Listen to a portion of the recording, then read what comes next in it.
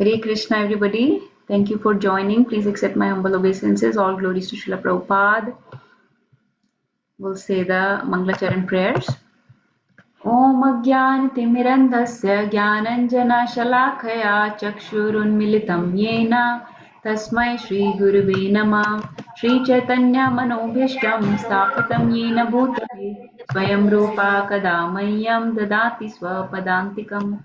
वन्देऽहं श्रीगुरु श्रीयुतापत्कमलं श्रीगुरुं वैष्णवांश्च श्रीरूपं साग्रजातं सहागण रघुनाथान्वितं सतं सजीवं साद्वैतं सावधूतं परिजनसहितं कृष्णचैतन्यदेवं श्रीराधा कृष्णपादान् सहागण ललिता श्रीविशाखान्वितांश्च हे कृष्णा करुणा सिन्धो दीनबन्धो जगत्पते गोपेश कान्ता राधाकान्ता नमोऽस्तु ते तप्तकाञ्चना गौराङ्गी राधे वृन्दावनेश्वरी वृषभानुसुते देवी प्रणमामि हरिप्रिये पञ्चकल्पतरुभ्यश्च कृपासिन्धुभ्य एव च पतितानां पावनेभ्यो वैष्णवेभ्यो नमो नमः।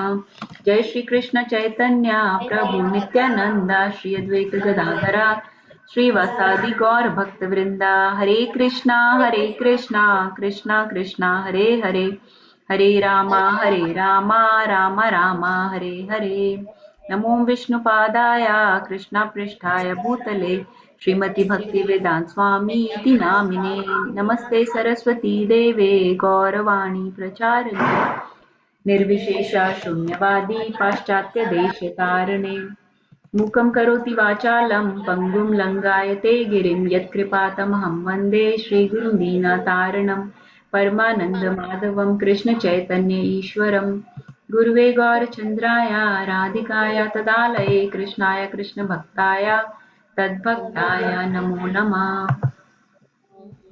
Very bold. Okay. Thank you everybody for joining. Let's start Bhagavad Gita. We are reading chapter 15 and we have to start verse 8 today. Let's see if anybody has any questions, realizations, they want to share anything, any doubts from last few classes. Give me 1 second.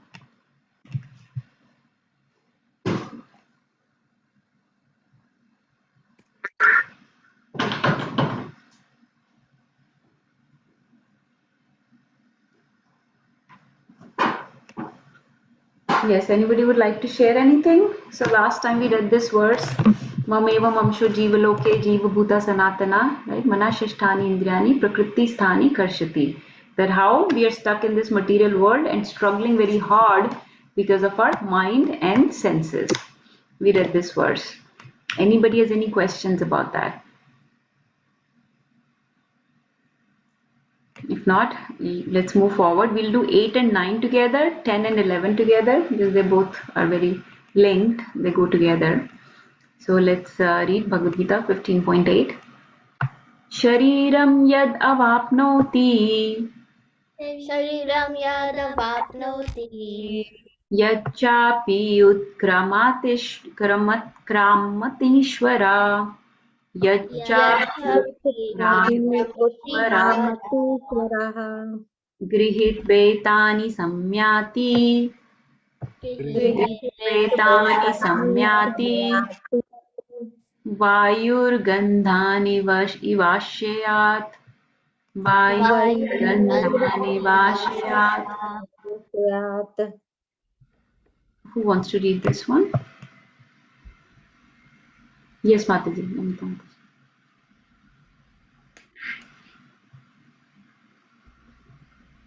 Haribol. The living entity in the material world carries its different conceptions of life from one body to another. As the air carries aromas, thus he takes one kind of body and again quits it to take another. Haribol. Be bold. Okay, so these two verses will be talking about the transmigration of the soul. Let's read one more, then we'll discuss them. 15.9. Shrotram chakshusparshanam cha Shrotram chakshusparshanam श्रोत्रं cha Rasnam Ghranameva cha. Rasnam Rasnam Pranameva cha. Adhishtaye Manashchayam. Adhishtaye Manashchayam. Manashaya. Vishayan upasevate. Vishayan upasevate. Okay, let's read this one.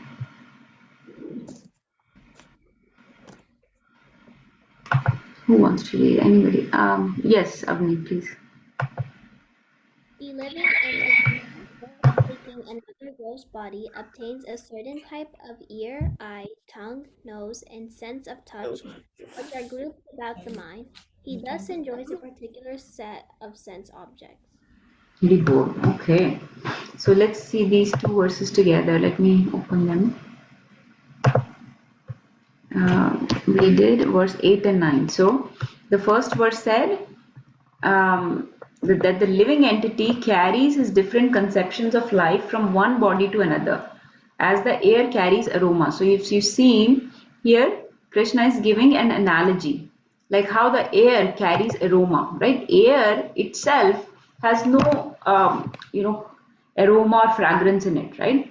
But then when there is fragrance added to it, it can become either khushbudar or badbudar, right? It can become either smelling good or smelling bad, right? So just like the air just carries the aroma, similarly, the different conceptions of life, meaning our mind, intelligence, and ego, basically our subtle body that carries different conceptions of life, right? We get different impressions on our mind, on our intelligence, and our ego based on our time in that body. Like I'm living in this body right now, so as a female or as a professional or as a mom, whatever bodily identifications I have, right? I will, or living in America, I may develop certain impressions on my mind. I may develop certain consciousness, right? My consciousness gets polluted according to the body that I take, right? For example, if somebody is in an elephant body, then they get used to eating a lot. Somebody is in an ant body, they're working very hard. Somebody is living, let's say, in a small village in India, they may be living a very simple life, so their conception of life may be very different. Somebody living in a very big city and has a lot of people around them, lot of traffic around them, they may have different conception of life, very busy life. So whatever conception of life we make, right, we get, whatever impressions we get during that lifetime, we carry that impression through our subtle body. And subtle body means Sukshma Sharir. Sukshma Sharir subtle body consists of mind, intelligence, and ego, right? Man, Buddhi, Ahankar. These three are the components of the subtle body. So that subtle body is carrying those conceptions, carrying our consciousness, basically, carrying our soul basically from one body to another. So our soul travels with this subtle body from one body to another. That is why when we come to a different body, we still carry the conception from past life. We still carry some impressions, some samskaras from previous life, right? And in addition to those samskaras and everything, we also carry our karmas to the next life, right? So in this way, the air, just like air is carrying the aroma, right? Similarly, our soul, which is actually very pure, just like air, it is supposed to be very pure. It is not supposed to have any contamination in it. Our soul is supposed to have pure consciousness, completely pristine consciousness. Yet, it is carrying this subtle body with it, this aroma with it, which is not ideal, right? And that is why it keeps accepting different bodies, one body to another, based on the kind of conceptions we are carrying. So this next verse that we read, then Krishna is saying, so in this way, the living entity keeps taking the body, right? It takes another gross body and obtains a certain type of ear, tongue, nose, sense of touch, which are grouped about the mind, and enjoys a particular set of sense objects, right? So in this way, we get a body based on our desires, based on our karmas, based on our propensities and tendencies, based on our conceptions. So whatever we did in last life, however we polluted our consciousness or however we cleansed our consciousness, all that will carry to the next body. So this subtle body will lead us to accepting a gross body. Gross body is the one that you can see, which is made of this sense organs and senses, right? You can see all this eyes, ears, nose, skin, all these things, tongue, they are helping you perceive this material world. So we accept this material body based on how much or how we want to enjoy the material world. For example, if little inappropriate for kids, so I apologize, but I cannot think of anything else. You've taken different examples. You've taken the example of how if somebody really likes to eat a lot, right? If you like to eat, let's say, kill animals and eat meat, right? Then you will maybe get a body of a carnivorous animal, right? Because that's what you spent your life doing. You really, some people say, I cannot live without meat. I have to eat meat every day, huh? So then, okay, you know accept a body of a carnivorous animal because that's what they do too. And then somebody likes to enjoy with the opposite sex.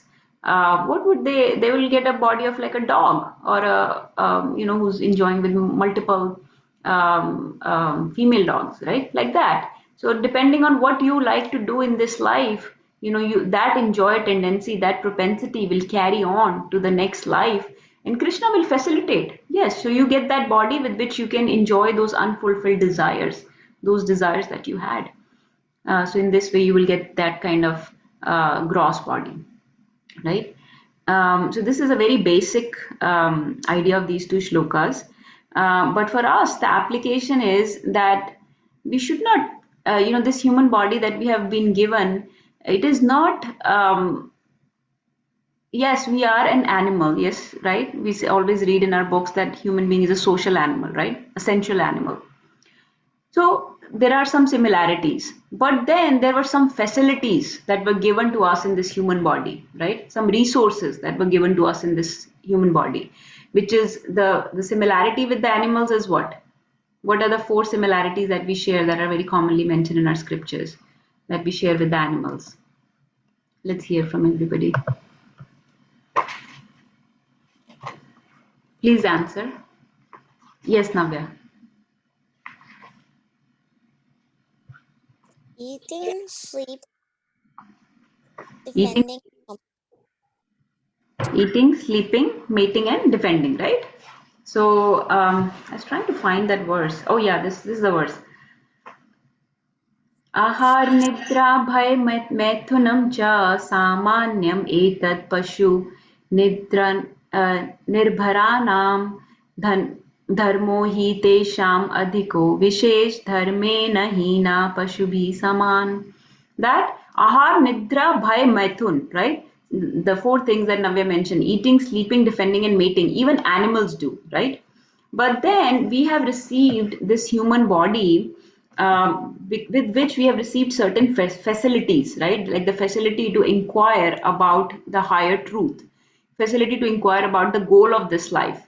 Why I am accepting this one body after another, right? Why am I suffering in this material world, right? What is the purpose of these senses? Is it just to just enjoy, like how Pyoesh Karo Mitro? Is that the purpose of this? These senses that I've been given, or is there some higher purpose? Why did God give me this, right? So what is the goal of my life? Where did I come from? Where do I have to go? When you ask for these higher questions, right, then you become a spiritual seeker. So that was what the human body is meant for. We have higher intelligence than the animals, and so that higher intelligence is meant to ask for the higher truths, the higher purposes, goals of our life, right, and how to realize those goals. So if and then Krishna has also given us something very special.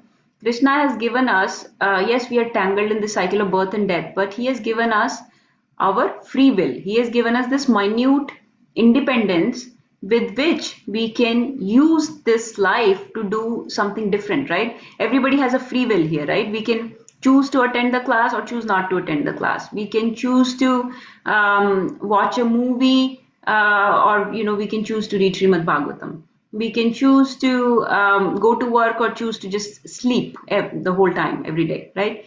We can choose to go to a bar, or we can choose to go to a temple. So we have been given this free will, right? Nobody forces you Nobody compels you that you have to do one thing or the other, right? Krishna has given us this minute independence, this free will. So tell me what everybody understands about this free will. What is their understanding of this free will that we have been given by Krishna? This independence that we have been given. Are we really independent? Do we have this minute independence? Yes or no, first of all? This free will, everybody is familiar with this concept of free will? Right? Okay. Who can, in their words, or give an example, give an analogy, what a free will means to you? Let's hear. Let's see, Namita Mataji or Hima Mataji, would you like to share anything about that?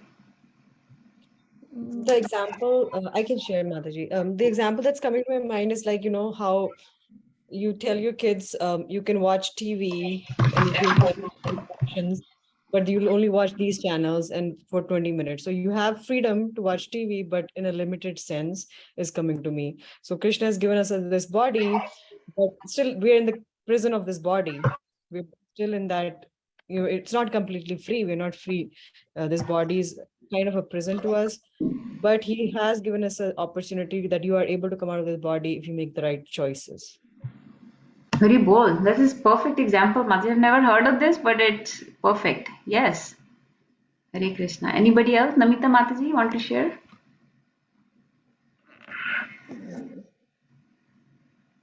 Yeah, so what Mataji said, I think it's a perfect way of explaining. We all have a choice, and what she said is our bodies are present, and it just depends upon how we make our choices. Just like, okay, you have a choice, what you said, to watch a movie or to read Bhagavatam or Gita, and it's a choice what we make. So I think that's where the free will comes in. What choices are you making? Yes. Yes, Mataji. Perfect. Thank you. Any of the kids want to share anything?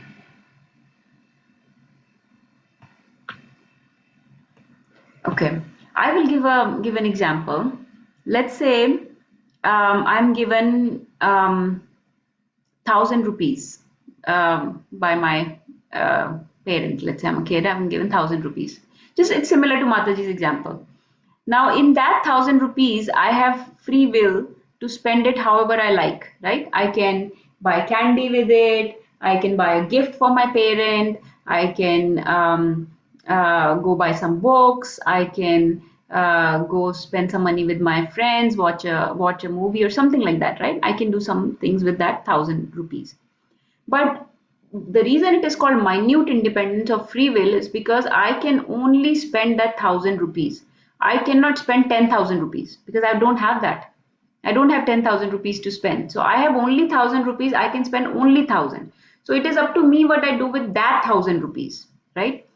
So, for example, a human body is you can walk, you can run, but I can't fly. I cannot fly like a bird. I don't have the body of a bird. I cannot fly unless I take a plane, right? If I have to swim, I have to take lessons. I don't have that facility to just swim without any lessons, right? So there are certain facilities that are given just to certain bodies that independence is given to that body. A fish cannot walk, right? Fish cannot. Navya has a fish on her thing for some reason. The fish cannot walk and go to the temple, right? So in this way, everybody has a minute independence that they can use however they like, but they cannot exceed that independence, right? So that is why it is minute. We are not completely independent. We are not supremely independent like the Lord. We are minutely. We have minute independence also given by the Lord. How to use that minute independence, it depends on us. So if I was given that 1,000 rupees and I decide to use that in the service of my parents to show, oh, they gave me this 1,000 rupees, I should show them that I'm such a good child, right? So I will go do the things that they like to do, maybe buy them a gift, maybe read the books that they want me to read, not do the things that they frown upon, that they will object to me doing, right? Because next time they won't give me 1,000 rupees if I do the things. If I go and spend it on, let's say, alcohol or cigarette or something, they won't give me 1,000 rupees because I misused it last time, right? So I have to. So if that 1,000 rupees I was given, first of all, I can't spend more than that. And even within that limit of 1,000 rupees, I should use it in such a way that the person who gave it to me will be pleased, and so he will give it to me again, or he will give me everything that he has, right? He will think that I'm so responsible, he will leave his whole company, his whole treasure and everything to me. So with that 1,000 rupees, an intelligent person, an intelligent child will go and do the things that his parents like. And everybody agrees with that, right? So that is the concept of free will. That if we whether we use or misuse that minute independence that we have been given, that decides whether we are going towards Krishna or we are staying stuck in this material world. If we are misusing that minute independence and wasting our life, meaning we are going against the principles of Guru Sadhu Shastra, we are going against what our teachers, our devotees, and our scriptures teach us, then we are going away from Krishna, we are misusing that independence, and we will be entangled in the cycle of birth and death. Whereas if we decide to use that minute independence, this life, this human life, the resources given to us in this life, and go towards Krishna, use whatever we have been given in service of Krishna, then we will get out of the cycle of birth and death. Then Krishna will take us out of the cycle of birth and death, right? So that is the concept of free will. Please ask any questions or any other realizations that come to mind.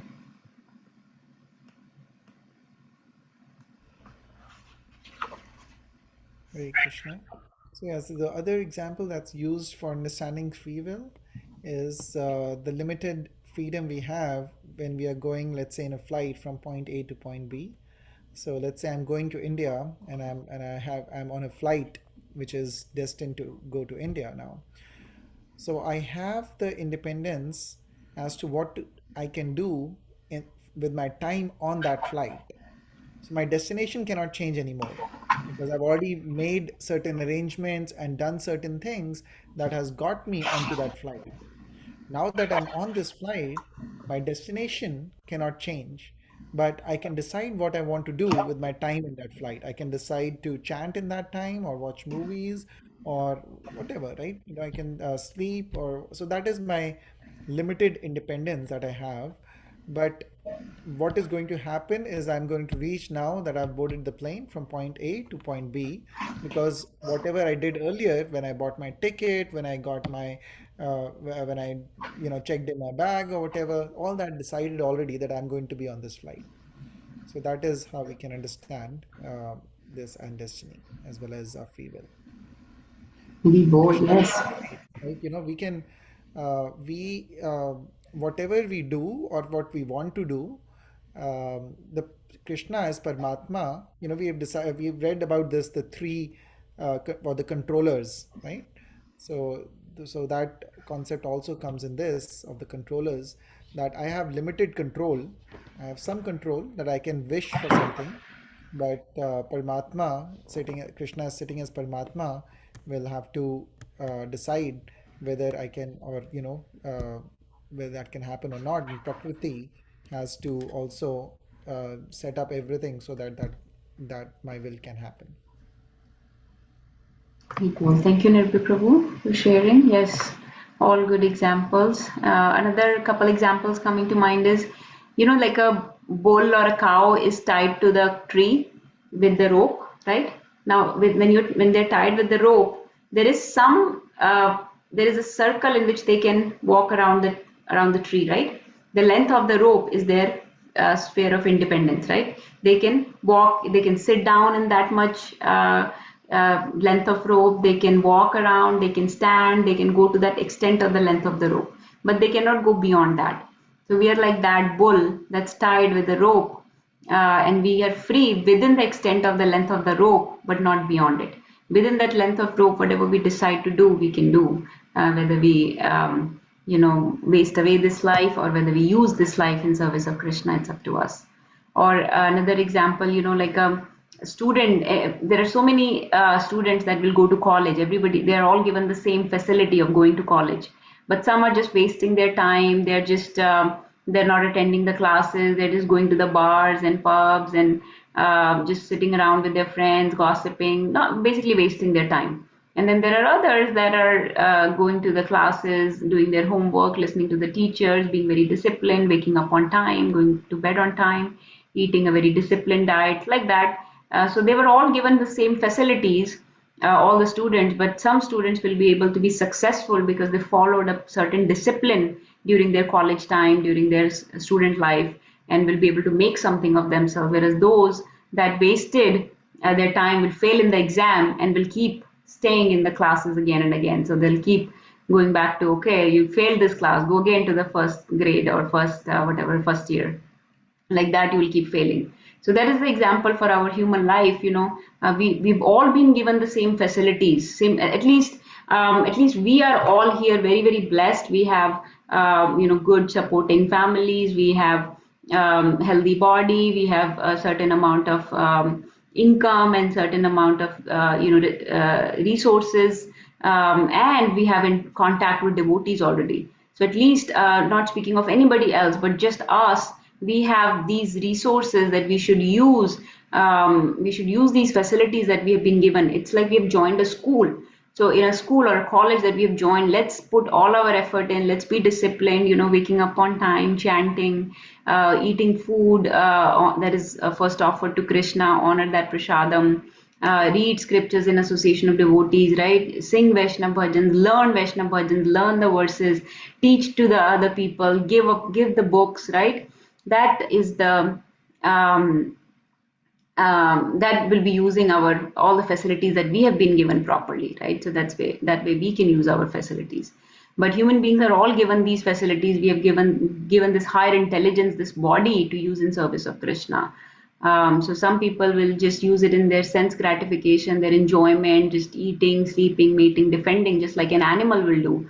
So then you would be stuck in the cycle of birth and death. Whereas devotees know the higher purpose, know that we have to get out of the cycle of birth and death. So they're trying to clean their consciousness. So this is the concept of using or misusing our minute independence and purify our consciousness. So if we can create a consciousness, if we can purify this consciousness, then we can go back to Godhead. Or whatever consciousness we create will decide our next body. If we develop godly qualities, then we can become a demigod in next life. Some people are very pious, doing a lot of charity, worshipping demigods. Then yes, you will enjoy in the planet of demigods, right? If you become a Krishna conscious person, if you become a devotee, then you go back to Krishna's abode, just like Krishna promises. Almost every other verse Krishna promises, you'll come back to my abode, right? So whatever body we get, we have to accept its conditioning. We have to accept the facilities that are offered by it and use those facilities however we can to just get out of this entanglement. So that was anybody has any questions about these two verses? So this is the verse we read, 8 and 9. Sorry, not this one. 8 and 9. The living entities in the material world carries different conceptions of life from one body to another, as the air carries aroma, and he takes one kind of body and again quits it to take another. And so living entity takes another gross body, certain type of ear, nose, sense organs, which are grouped about the mind. He thus enjoys a particular set of sense objects. So in this way, that whatever their unfulfilled desires were, right, those desires will be fulfilled in the next life. And we've talked about the concept of desires many, many times, how we should try to align our desires, dovetail them with Krishna's desires, so that we don't have any unfulfilled desires and we don't keep getting this gross body one after another. So we have this will. We have, some people talk about, are we our own, do we choose our own destiny? Yes, we choose our own destiny, right? Because the soul can choose and direct its journey through this transmigration cycle. The soul can decide to stay stuck in this cycle, or the soul can decide that enough is enough. I've been stuck in this millions of lifetimes. I've suffered enough. I want to go back to Krishna's abode, the abode that Krishna promises nobody comes back from, the one that is full of bliss, knowledge, and all eternity. So that's where I want to go. So this is soul's choice, whatever you want to do.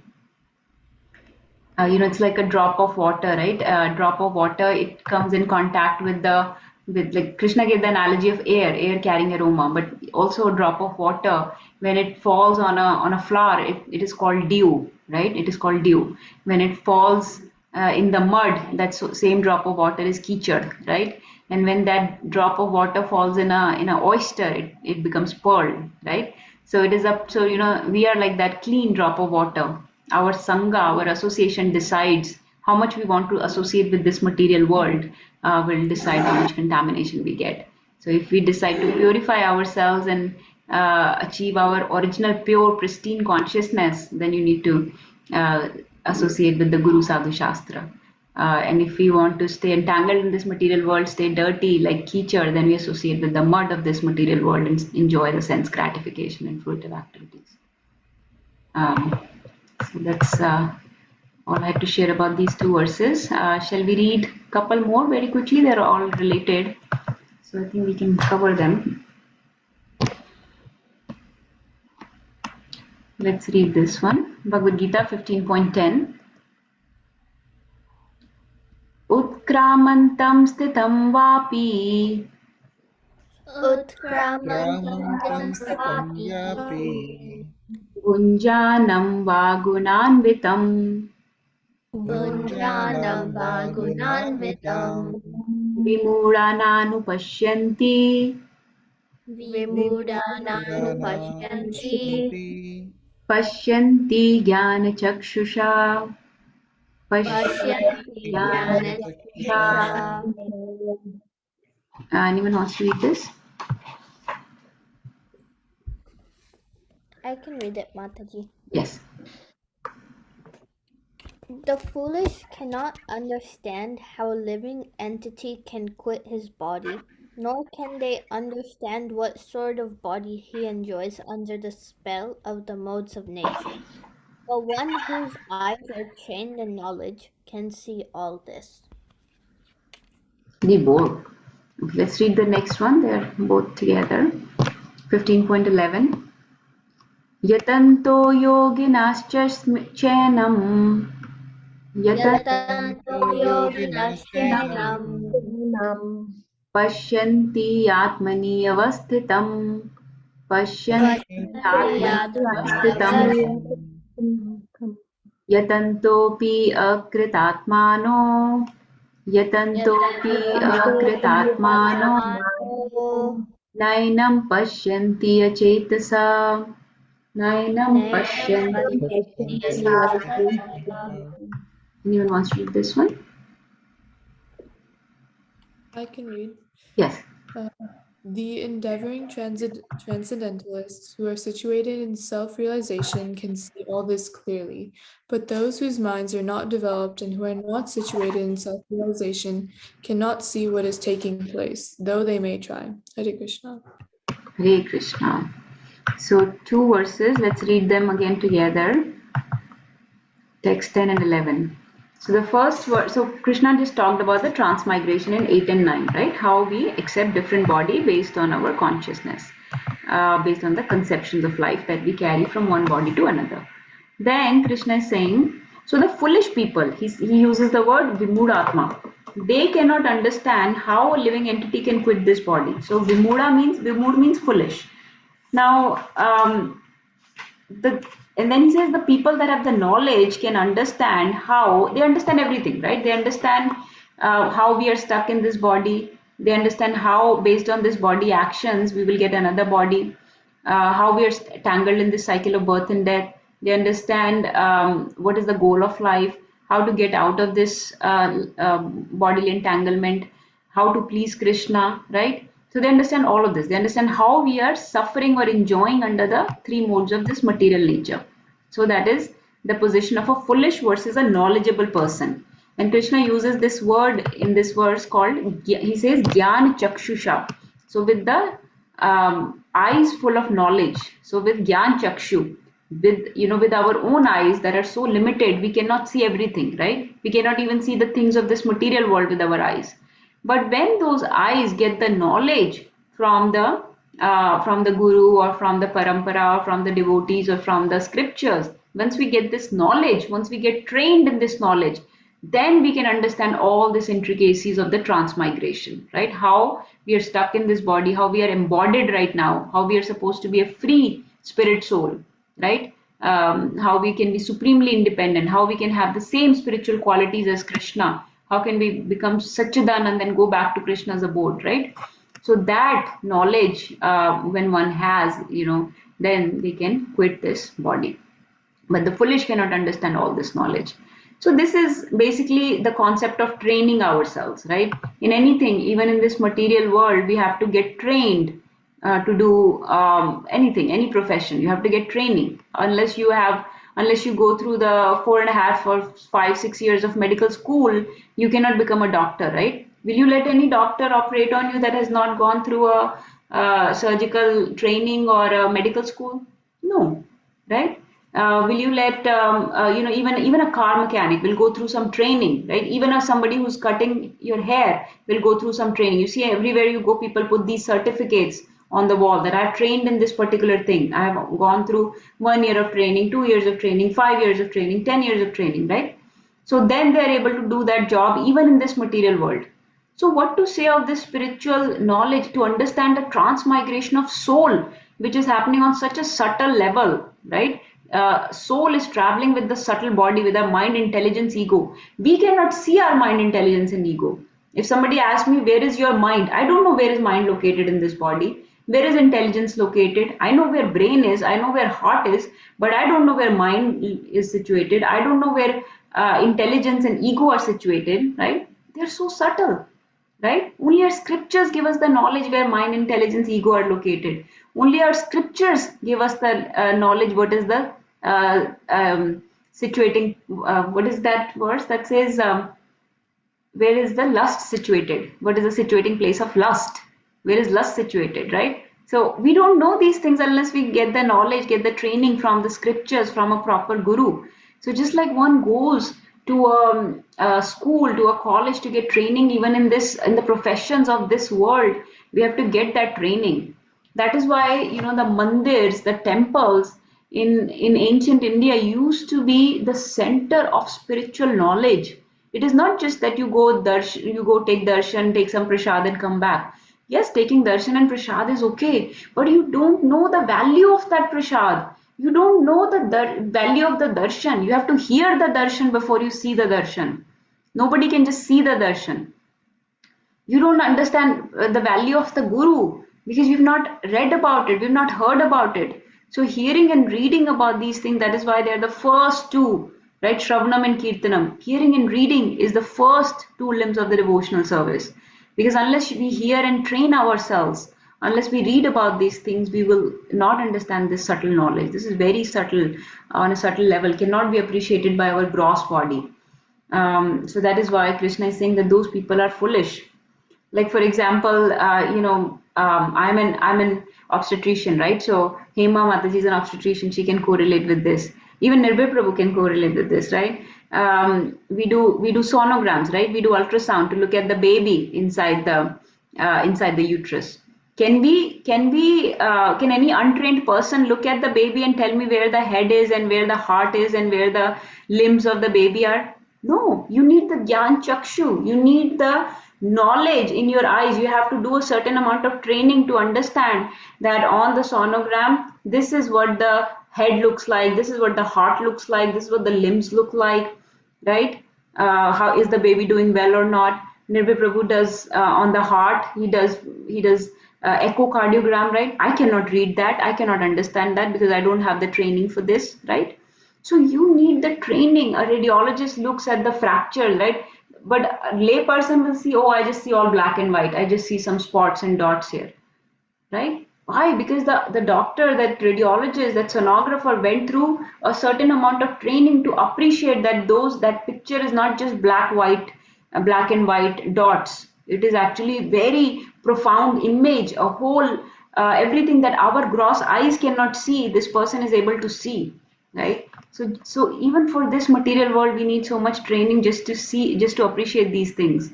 So what to say of the spiritual world, of the subtle knowledge, of the knowledge of the mind, body, intelligence, and the spirit soul?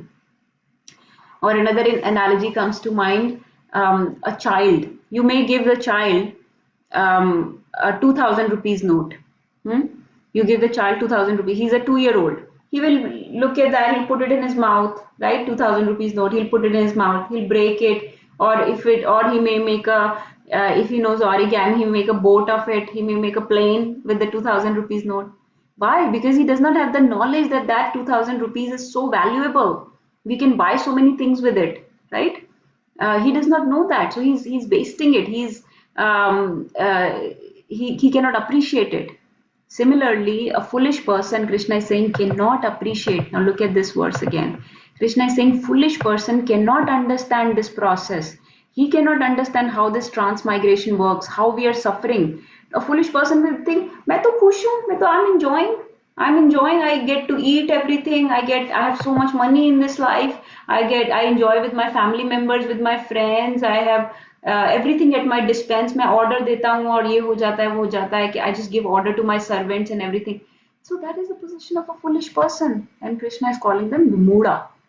Vimuda, a foolish person, right? Mudmati. So that is the position, that is the difference between a foolish person versus a knowledgeable person. That knowledgeable person understands these intricacies of the movement of the soul between the different bodies. Right? And then the next verse, Krishna is saying, this one we already read, the endeavoring transcendentalists who are situated in self-realization. So this is a transcendentalist, means a spiritual seeker, somebody who understands that the goal of this life is not just to ash karo, khao piyo, ash karo. No, the goal of life is actually, it is not even to just earn this money, earn money. It is not just to go to a job. It is not just to bring up your kids and then they're happily married and settled and see them like that, and that is the goal of my life fulfilled. Some people, older people, you ask, oh, what is your goal of life? हमारा तो सब हो गया, अब बच्चों की शादी हो गई, बच्चे हो गए, सब हो गया, हम तो बहुत सुखी हैं, ये. This is not the goal of life. Namita Mataji is laughing. It sounds very familiar, right? So this is not the goal of life, that bache are settled and everybody is doing well. Yes, that is, you did your responsibilities well. You were given this responsibility in the body, so you took care of that responsibility. But actually, to ask for higher truth, to seek spirituality, this is the duty of every soul. It is not that we are doing some kind of luxury here. Like we are sitting in this class, it is some kind of luxury. It is actually duty of every person, every human, to ask for the spirit, for the higher truth. It is not a luxury, it is a duty of every soul to ask for the hanker for the higher truth, because that is the purpose of this intelligence we've been given.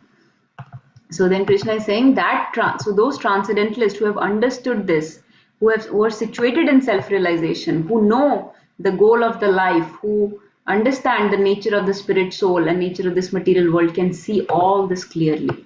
So they can see all this, just like a radiologist can see that ultrasound clearly, right? This transcendentalist can also see everything very clearly. He sees, a spiritually elevated person knows that how we are stuck here, how we are suffering here, how this material world is full of miseries, how Maya gives us just a few drops of happiness to keep us engaged here, right? It's like tasting honey from the edge of a blade. What will happen if you taste honey from the edge of a blade? Like this. You taste honey from the edge of a blade. What will happen? Yes, Vedhi. Besides the sweet, you'll also get the taste of blood. Yes, you will cut your tongue. You'll cut your tongue because you taste. So that's the enjoyments of this world.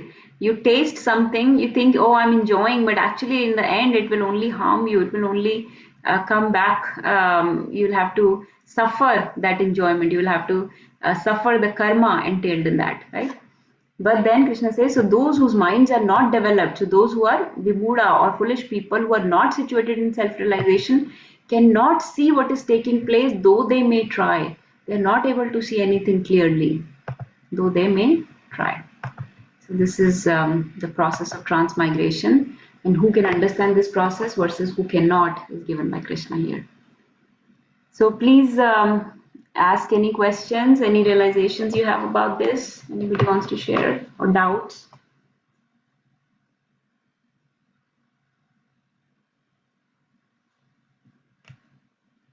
Manju Mataji, you have any questions? This maybe I don't know if you've read all of this before and if this is new or if you're good. Hare Krishna. No, I've not read this before. It's for the first time that I'm reading all these verses with you. First time reading the Gita verses with somebody, like with the devotees, and reading, listening to the explanations.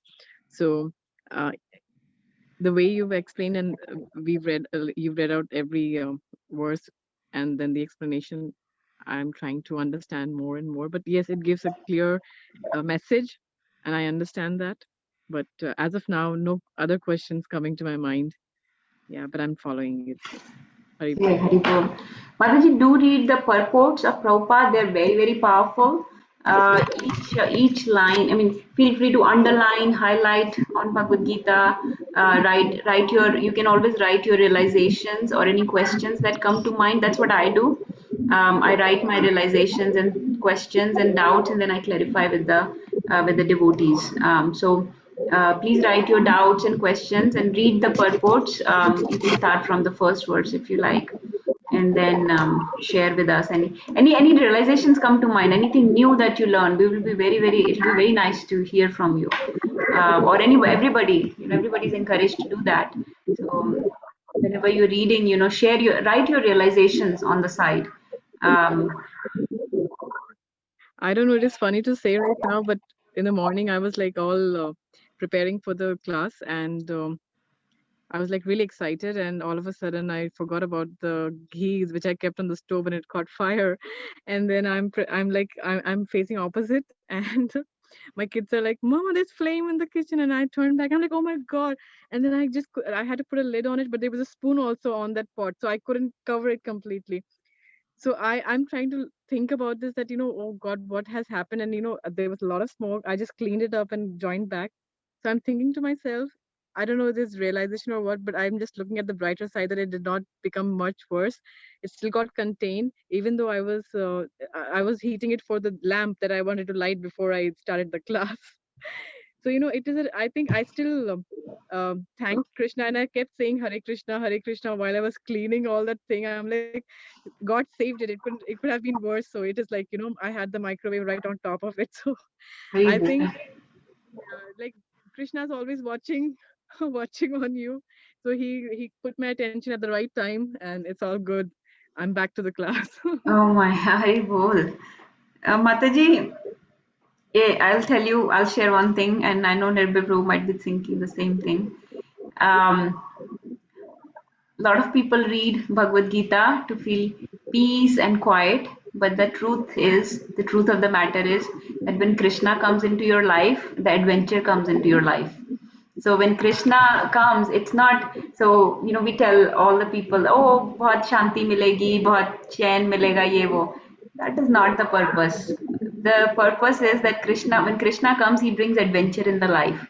He actually shows you that how this material world is a place full of miseries, and he will show to you that how he is the maintainer, the savior, the creator, the proprietor, and we are not in charge, that we are just his servants.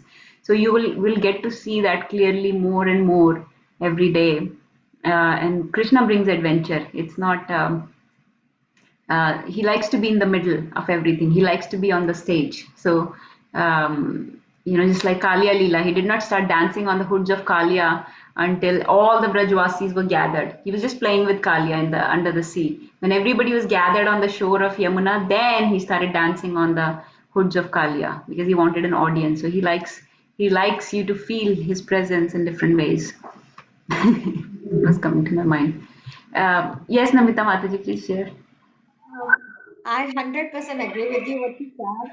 Like when you bring Krishna in your life definitely becomes full of adventures, and he shows you in every step of the way that he is the controller. We all think, oh no, we got it under control. No, you don't. You don't have anything under control. He's the controller.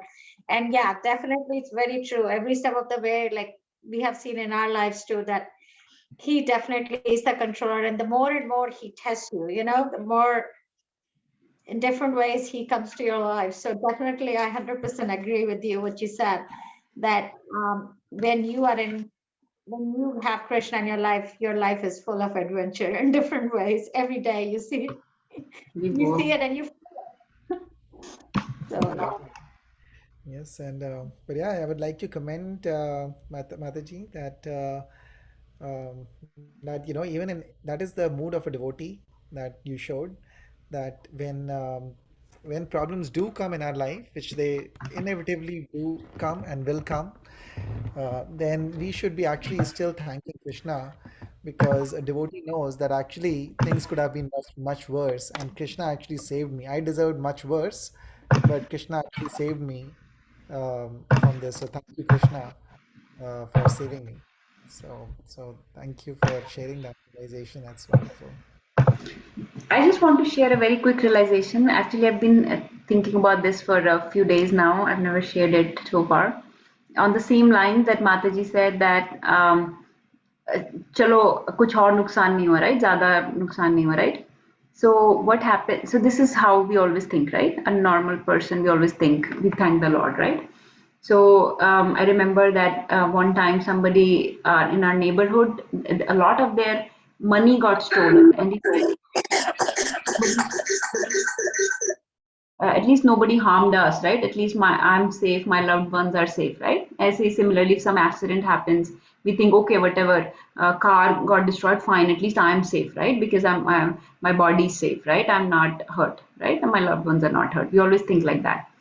Now, when you go into deep into Bhagavad Gita teaches us that a next level of in depth, right?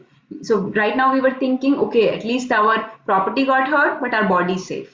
That when we go into Bhagavad Gita teachings, we understand that even if the body goes through some suffering, even if the body goes through some problems, right, whether it's in the way of health or some distresses that come to us, or fame or infamy or happiness or distress, those kind of things that come to us, even in those, at least our soul never changes, our soul is never hurt, our soul always stays the same. So Bhagavad Gita actually takes us one level inside of that understanding. Just like we understand that this property, this wealth was temporary. So what if it got lost? At least my body is safe. I will, with my body, I will earn the wealth again, right? Now, Bhagavad Gita tells you that so what if this body goes through changes of birth, death, disease, old age? It's fine. At least your spirit soul will never change. It is the same. And with that spirit soul, you're always blissful. You're always full of knowledge. So it takes us through the layers of superficial understanding to a deep understanding, and you understand that, okay, even if things happen with the body, I'm safe inside because I'm not this body. My spirit soul, I'm only trapped in this body, and only the body is going through the sufferings and problems. That is the understanding we get from Bhagavad Gita. But on a regular level, typically we get the more superficial understanding. That was the realization coming to me I wanted to share. Okay, Hare Krishna. Shall we stop here unless anybody else wants to share any questions, realizations, doubts? We can chant. वाञ्छाकल्पतरुभ्यश्च कृपा सिन्धुभ्य एव च पतितानां पावनेभ्यो वैष्णवेभ्यो नमो नमः. गुरुवे गौरचन्द्राय राधिकाय तदालये कृष्णाय कृष्णभक्ताय तद्भक्ताय Namo Namaha. नमो नमः. हरि बोल.